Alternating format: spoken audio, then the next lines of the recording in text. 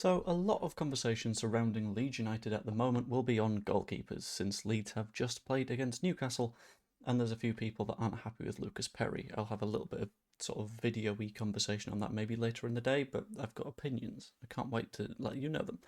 But there is a little bit of goalkeeper news that has seemingly sort of slipped by, so I just thought I'd throw something in there and have a little bit of a discussion around that and how Leeds United could be in a very, very nice financial position in just a few days' time if this is to be believed and if this is true. Whilst you're here, pop a like on the video and subscribe. Thank you. Anyway, diving into it. Illan Meslier. We would think that there is no way that anyone particularly fancies Illan Meslier because Illan Meslier has not been that good for Leeds United for a while now.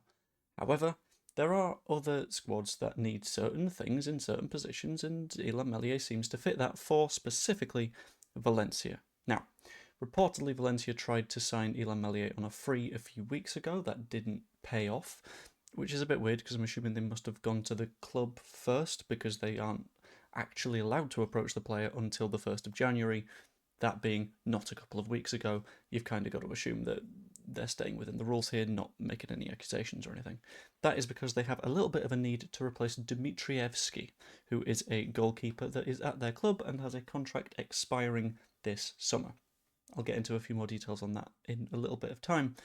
But another reason that Illan Meslier is particularly being looked at is A, he's quite young, gives him space to develop, all this kind of stuff. B, Marcos Abad, who is the former goalkeeping coach at Leeds United, is currently at Valencia. Very, very, very interesting. In addition to that, you've got Carlos Corberán there, who's worked with Illan Meslier in the past, and it all sort of adds up to an environment that quite likes Illan Meslier already, and an environment that Illan Meslier himself might quite like. However, it doesn't look like they would want to pay a fee for Illan Meslier. We'll get into that in a moment's time. In terms of them sort of struggling for goalkeepers right now, Dmitrievski has got a contract extension clause, which they might choose to sort of exercise. He's got 2 years of option on his contract that Valencia haven't sort of decided to go with. I'm assuming that is because they would have to pay him to do both of the years €500,000, which is quite a lot of money for a goalkeeper that they're already not particularly too happy with. It feels like that isn't what's going to happen. In addition to that, they can't really afford the fee on their other loaned-in keeper, who goes by the name of, and this is one of those Basque names, so I'm going to do my best, Aguirre-Zabala? I'm going to go with that. Which means that at the moment, they don't have any goalkeepers contracted for next season. So when you are Valencia and you're seeing that, you're going to go, oh shit, we could do with getting someone in. And in theory, Illan Meslier is a decent enough goalkeeper that they would have to pay no money for. However, the problem for Leeds United is they want a free deal. But not only do they want a free deal, they want something else out of Leeds United, something that we've discussed in a recent video. They kind of want to sign Jack Harrison, which makes things very, very interesting because there's a world in which you can combine the two deals. There's a world in which Jack Harrison goes to Valencia, Illan Meslier goes to Valencia, presumably in this case Ladji Ramazani returns to Leeds United. We do have a clause going that says that if we see a better deal for Ladji and a better opportunity to sort of develop him, we are able to just do that because I guess we're the owning club, which means that we can basically do what we want as long as we put it in a contract.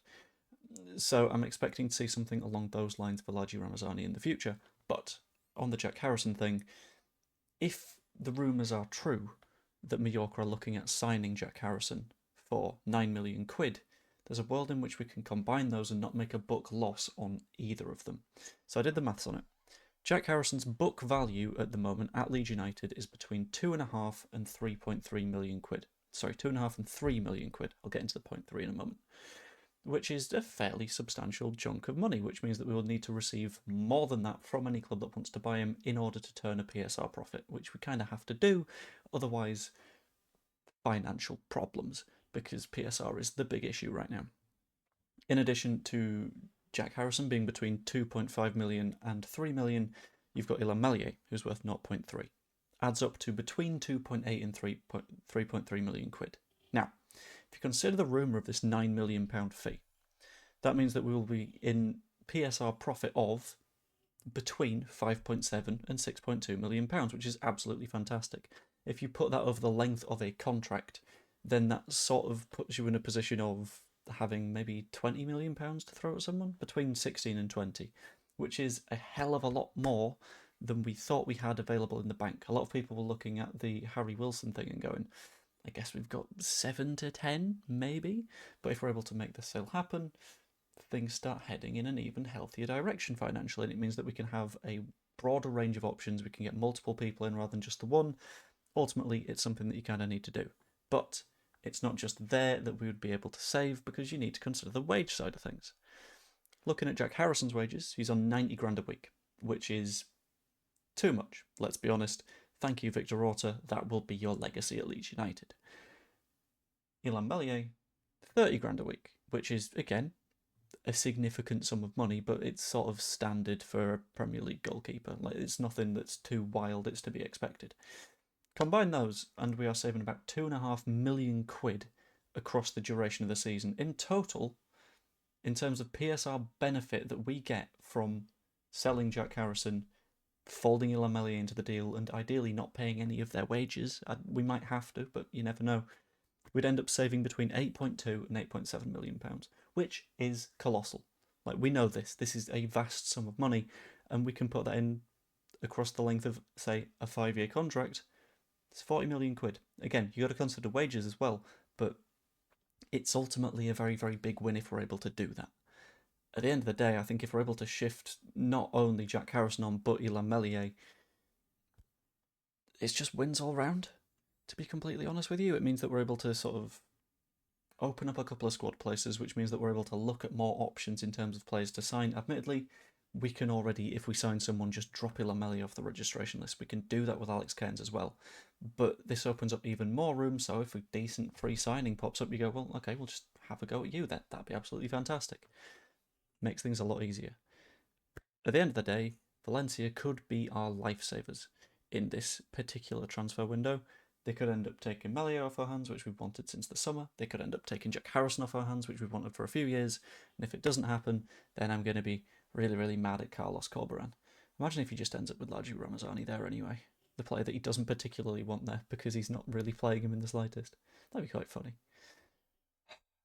I just want us to be in a position where we've got a decent sum of cash to throw at the players that we need. Like what we saw in the Newcastle match, and again, I'm not going to get too far into this, I'll do a video on this later, is we saw the reliance on a single attacking outlet, specifically Brendan Aronson. If we had another player that we could bring on when Aronson was clearly flagging and getting tired, maybe he doesn't handball it.